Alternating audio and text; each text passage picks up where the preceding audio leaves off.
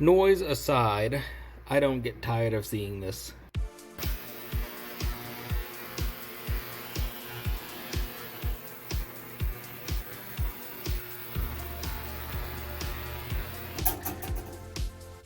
This is the original adjuster for the parking brake. I went ahead and removed this one because I received it looked new old stock, one of these with the kit I got from Kaiser Willys. This one was so gunked up and stuck that I could not get this adjuster screw out. Sit, stay. There we go. I could not get that adjuster screw out. It was just stuck. I believe that I'm gonna have to put this back on. I believe this is the reason why my parking brake isn't really working very well. It's right here. On the one they sent me, it's got a loop over so the spring goes under it, where I think the spring is meant to go over it. And I think that tension is making the pad sit just off enough that they won't work right. So I'm gonna get this guy a little bit further cleaned up, probably on my favorite tool, a drill press with the wire wheel, and get to work on that backing plate. Oh, butter. This thing would not move, period. I had like 2 vice grips and I was trying to get this thing apart and it would not come apart.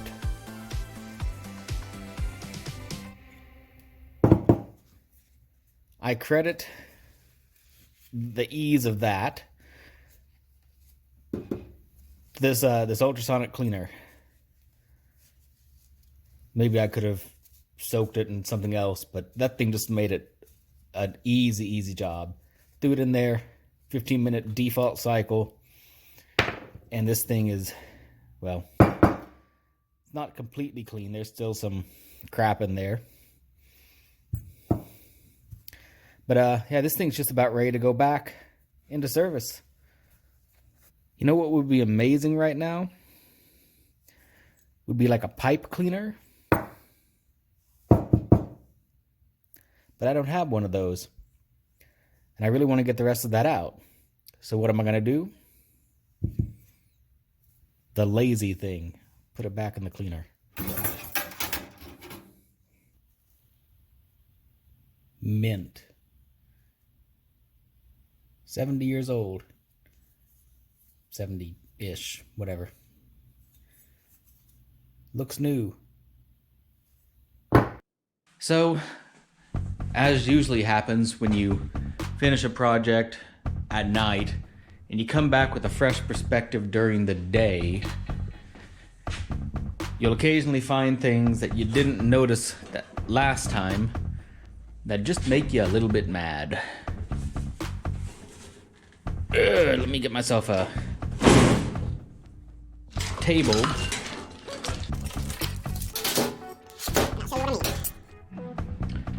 Alright, so as I mentioned in the previous video, here are the 2 hubs and drums off the rear brakes. This one's off the driver's side, though I theorize it came from the passenger side originally. And this one's from the passenger side, and this is the one I'd mentioned. You could see that someone had gone through and replaced all the studs on this one. And because these are right-hand studs, I theorize this is the one that came off the left side, because the left front here still has its original left-hand studs on it. And of course, like some of you know, and like I mentioned before, on the driver's side of the vehicle, they put reverse thread from what you're used to today on the left side because of centrifugal force. The spinning would occasionally loosen up your lugs. I was looking at these and I noticed, this one just seems a little bit more glossy. I thought it was greasy, but on the one where someone's gone through and replaced these, I found Occasionally when you're working on a project like this, you just want to go find the last guy who owned it and worked on it and just hurt them. This, of course, is how they're supposed to look. In the daylight, this is what I was able to find. Yep, the last guy did these wrong. And because they were loose, because they were done wrong, they welded in. They tacked all of them in. So, if this drum turns out to be out of round or too thin, past its service limit, etc., etc., I gotta get it replaced. It looks like I may have to replace this one. Look, I'm seeing a lot of the chunks missing out of this one. That's weird to me. I don't think it should be that way.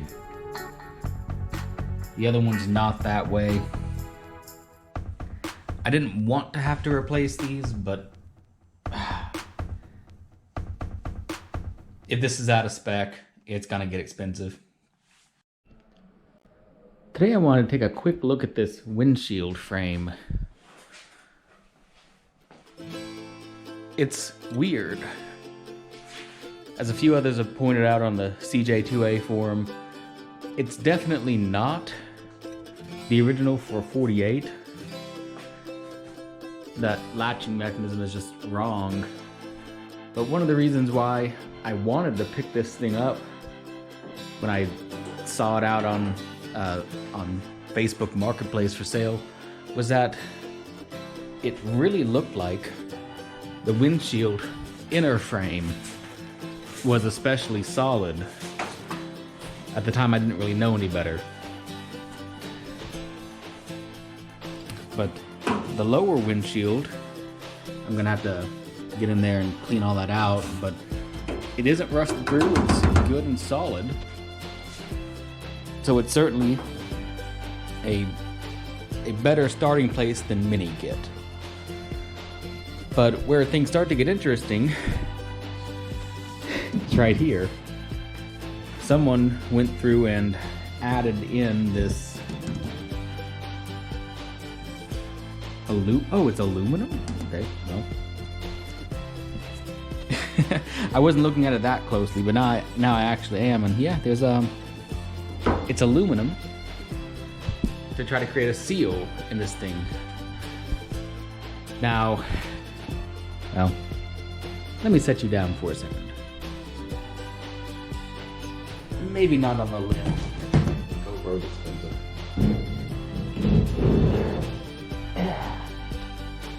Maybe you'll sit halfway. Okay. So if you've been following my videos for a little bit, as I talk way too much, you might have noticed that this windshield looks a little bit odd. And I was looking at this thing and I saw these rivets on here, and I thought that maybe that's how it was, back in the day. But no, these that is very much not original. So it looks like the seal disintegrated over time, as every single one of them will do, given 60 years or so. And their elegant solution was to rivet on these heck, maybe, well, no, this is steel. This isn't aluminum. But they riveted on a new weather seal of some kind using these.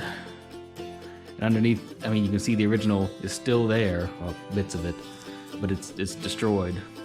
So they put this over so it would sit over the edge of the tube steel here and over here, and it would create a windproof seal. That's one way to do it.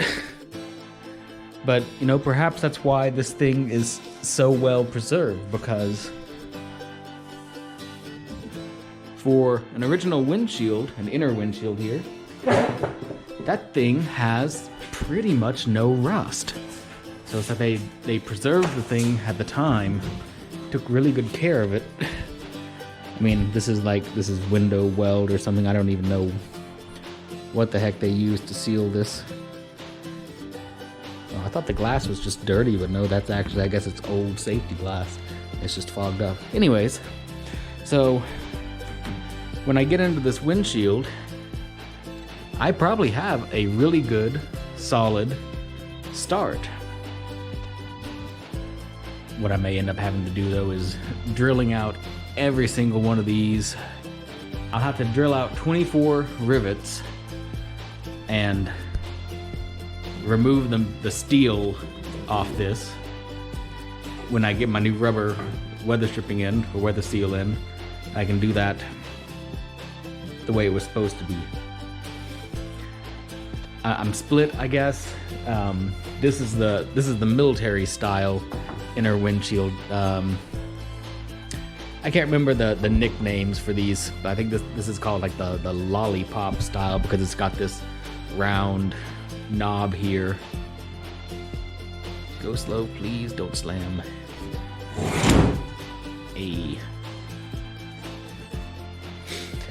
But yeah, again, it's got this handle here, and I thought that at least on the 48, earlier they might have had the more military style where it has a little latch here to hold it down.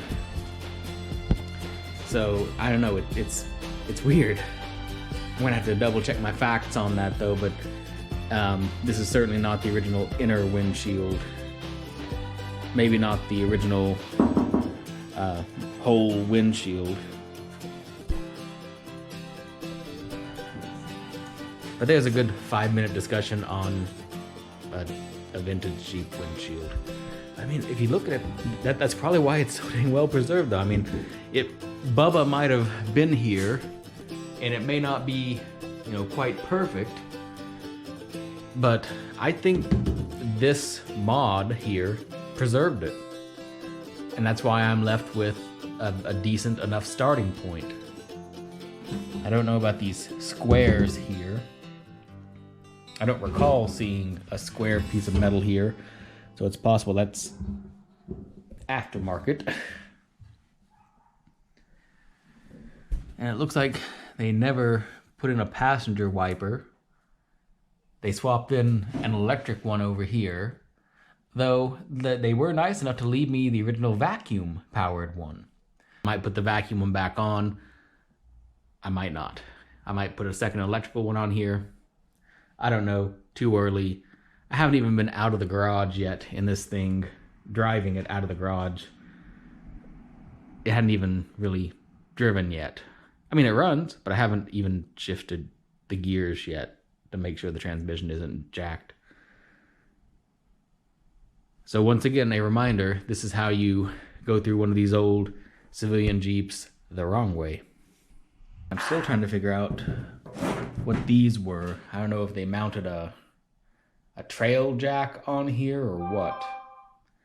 So, I don't know. This thing has had an interesting history that I know nothing about.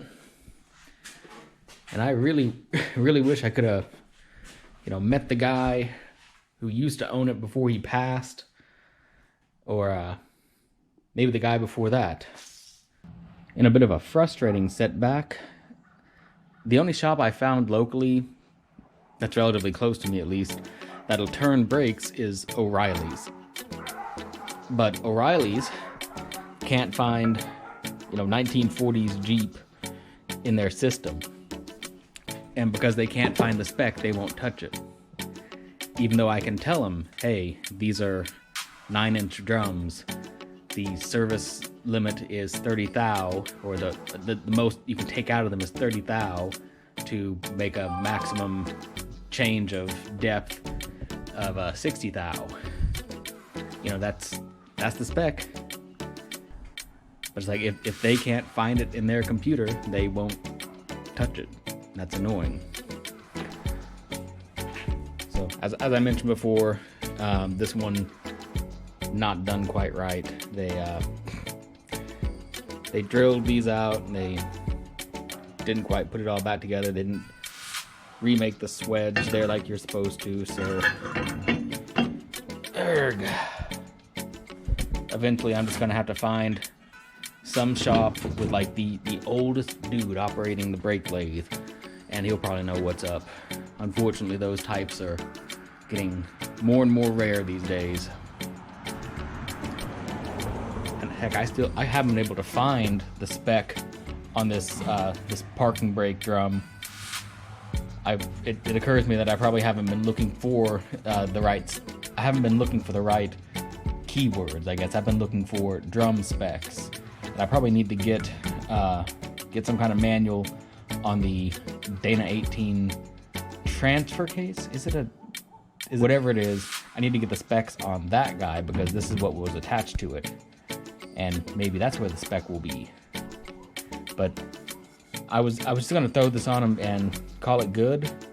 But when you run your hand or your thumb over these, you can feel it. There's some issues. This is not a flat surface at all. There's all kinds of grooves that go all the way around it. So that's not gonna do. In my area, in a lot of areas, people just take them out and run without a parking brake. But in my area, hills, I need a parking brake or an emergency brake. I need to be able to pull that sucker while I'm waiting uphill to at a stoplight or something probably. And when I'm parked, I'm gonna need a parking brake. So I gotta have this thing, correct. Arg. Jeep problems. Yeah, I mean, at least it looks good.